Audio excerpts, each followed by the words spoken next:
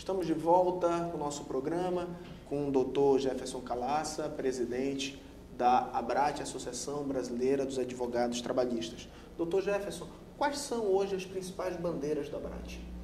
Então, a gente estava falando dos honorários advocatícios, das férias, e aí tem várias. A luta contra o juiz postulante, não é? E aí tem várias questões que a gente entra, por exemplo, na questão da defesa das prerrogativas, embora a ordem seja o instrumento, o conselho competente para tratar dessa questão, mas a gente também sempre está atento à questão das prerrogativas dos advogados. Então, existem diversas bandeiras do ponto de vista que a ABRAT levanta. Por exemplo, nós vamos ter agora a Jornada Nacional de Execução. E o gargalo na justiça do trabalho hoje é a execução. Existem estudos que dizem o seguinte, que cerca de 80% das ações trabalhistas tratam exclusivamente de verbas rescisórias. Ou seja, o trabalhador trabalha, é demitido. Quando ele é demitido, ele não recebe os direitos elementares, líquido e certo que ele possui. Aviso prévio, 13º, férias, FGTS, 40% do FGTS, saldo de salários. O empregador não paga, ele tem que buscar a justiça. Quando ele vai buscar a justiça, aí ele vai ser massacrado pela segunda vez, porque vai tentar fazer um acordo com ele para pagar um percentual daquele valor. Então, o que é que nós temos que fazer? Nós entendemos o seguinte, que o princípio da dignidade da pessoa humana é princípio constitucional, fundamental. E aí, diretamente, está envolvida a dignidade do trabalhador, da pessoa humana. E nós, enquanto advogados, temos o dever de zelar pelo Estado Democrático de Direito e, principalmente, pelos princípios constitucionais. Então, qual é a nossa preocupação? Que a gente faça alguns chamados enunciados para tratarem da execução, para agilizar a execução. Então, hoje você tem alguns artigos na CLT que tratam sobre essa questão. O 467 diz o quê?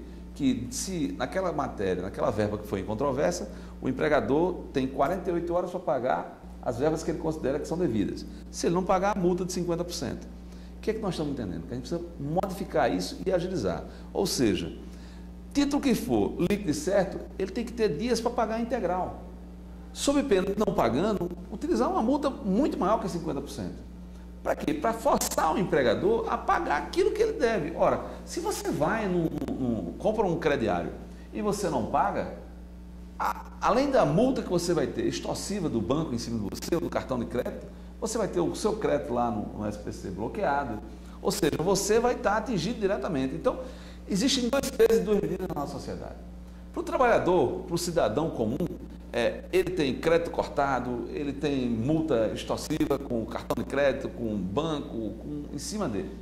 E para o empregador, a multa é aquela que está lá na lei, que a maioria das vezes não é aplicada no dia a dia. Ou então os juros de 1% ao mês, mais correção, que também não afeta muita coisa. Então, qual é a ideia? A ideia é a gente fazer com que a execução trabalhista avance. E aí a Associação Nacional da Magistratura Trabalhista, ANAMATRA, está promovendo esse evento, a Jornada Nacional da Execução Trabalhista, vai ser do 23 a 26 de novembro em Cuiabá, na cidade de Cuiabá, e onde nós vamos discutir tudo. A ABRAT está apoiando essa jornada, vamos discutir tudo sobre a execução. Uma bandeira que nós estamos levantando é o seguinte: dinheiro nos autos, incontrovérsia, dinheiro liberado. Não há mais necessidade de se complementar a execução, de garantir a execução na sua integralidade para poder pagar o trabalhador. Às vezes você tem um bem penhorado, ou você tem uma quantia penhorada, bloqueada, e aí o crédito do trabalhador, por exemplo, o crédito do trabalhador é R$10.000, mas você só conseguiu bloquear 2.000 na conta dele. Então você pode esperar um ano para bloquear os 10.000 para poder liberar aqueles 2.000. Ora, se o crédito dele é 10.000, se tem 2.000 nos autos, libere-se imediatamente aqueles 2.000.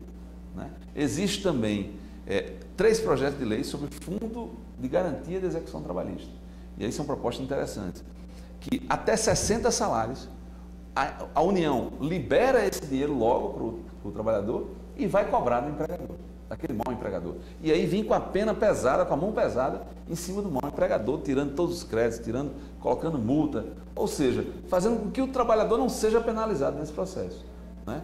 Então, a nossa ideia é contribuir decisivamente para que a execução trabalhista ande e para que a gente discuta na Justiça do Trabalho aquilo que realmente é controverso e não o que é incontroverso.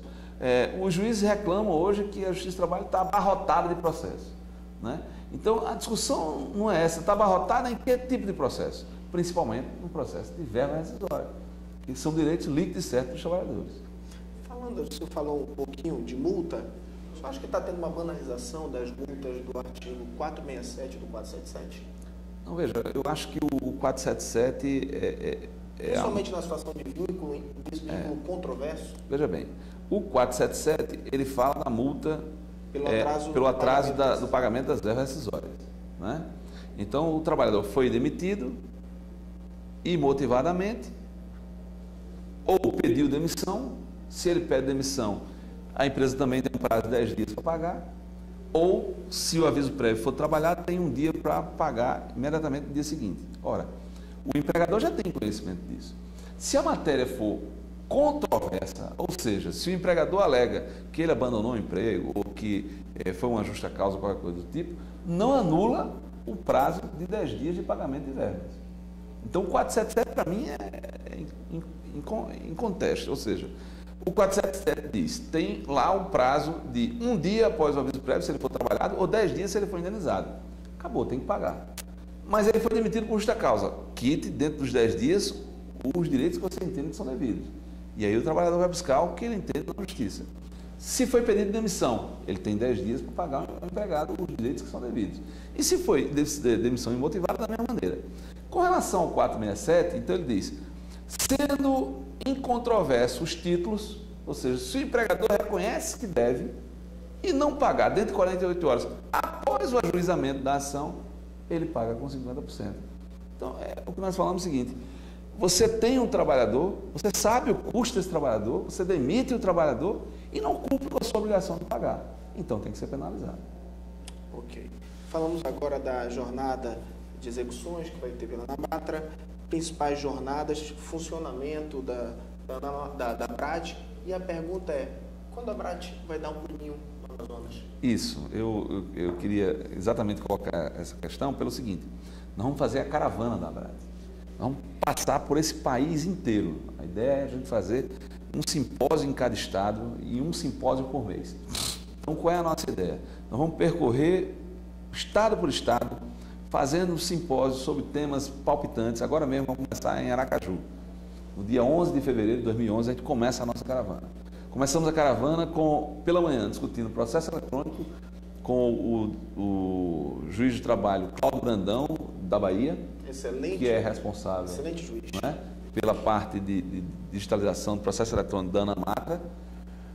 Vamos levar um advogado chamado Jorge Cruel, de Goiás, que tem processo sobre esse tema, porque é preciso que a gente discuta o processo eletrônico de uma maneira inclusiva e não excluindo ninguém. A gente sabe que os advogados trabalhistas são advogados carentes, então precisam de equipamento. Os tribunais vão precisar, é preciso que os tribunais de trabalho garantam sala, computador, leitora, não é? Impressora, scanner.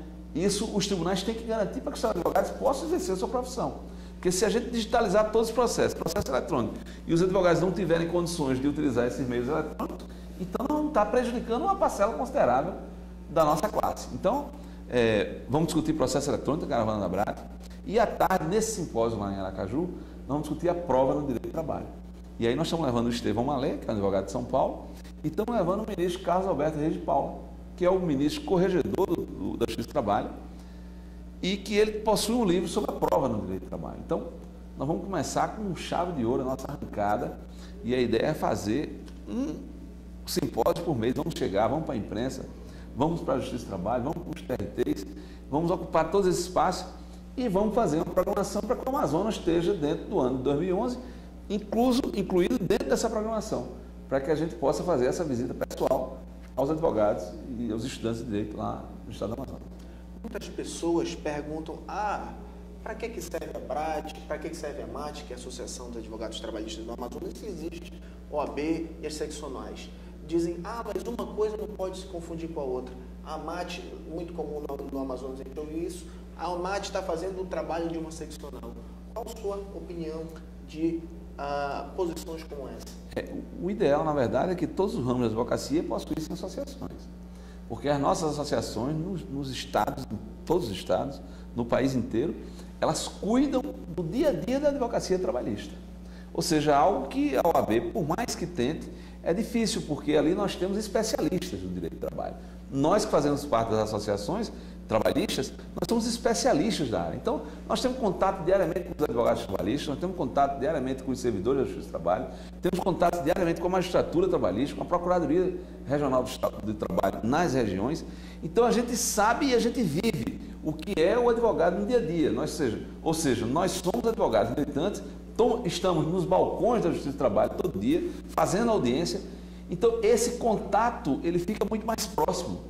A OAB tem, sim, a sua função, como Conselho Estadual, como Conselho Federal, e abrange todo o Estado, né? E pega não só o ramo da advocacia trabalhista, pega diversos ramos. Mas, nas nossas associações, nós vamos discutir as questões que nos afligem no dia a dia. Então, são a questão dos horários das audiências, a questão dos prazos, a questão do dia a dia de honorários, de petições, né, de reclamações do nosso dia a dia. E isso tem feito com que a advocacia trabalhista tenha tido um destaque a nível nacional. Por quê? Porque pela nossa concentração, pela nossa pauta de audiências diárias, coisa que não existe no civil, nem no criminal, a quantidade de audiências que nós fazemos diariamente, faz com que nós estejamos todo dia em contato um com o outro. E a gente começa a perceber de que o advogado trabalhista não é inimigo nem adversário de nenhum advogado, nenhum outro advogado. A gente começa a entender que nós somos advogados representantes de partes. Portanto, não precisamos estar nos chocando um com o outro no exercício da nossa profissão. É preciso que a gente entenda que a ética, a democracia sejam os nossos parâmetros e que no dia a dia da advocacia a gente haja da maneira mais ética possível. E isso tem feito que a advocacia trabalhista tenha tido um destaque no nacional. Aquilo que antes dizia que a advocacia trabalhista era uma advocacia menor, hoje é o contrário.